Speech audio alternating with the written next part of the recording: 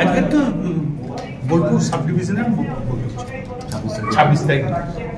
কত লোকের আয়োজন হবে বা 1.5 লাখ লোক, 1.5 লাখ, বেশি হবে তো কম।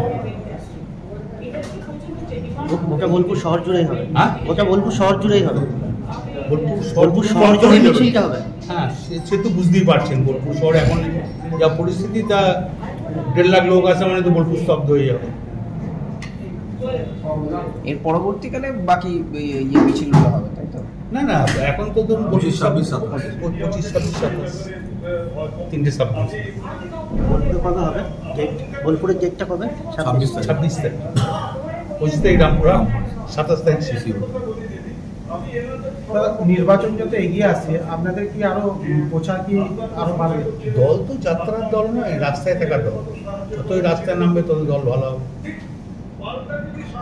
রাস্তায় নামতে চাইছে 100 বার দল তো তৃণমূল কংগ্রেস তো রাস্তায় নেমেই দল করে দল বড় হচ্ছে। মানুষের বার্তা কি থাকবে? মানুষের বার্তা কি থাকবে? বার্তা মানুষকে যেটা দেবার ঠিকই দেবো, সেটা বসে ঠিক করে নেবো। ওখানে কি জেলা নেতৃত্বরাই শুধুমাত্র থাকবে নাকি বাইরে থেকেও কেউ আসবে? বাইরে থেকে না, আসে তো জেলা নেতৃত্ব। ঠিক আছে, থ্যাংক ইউ।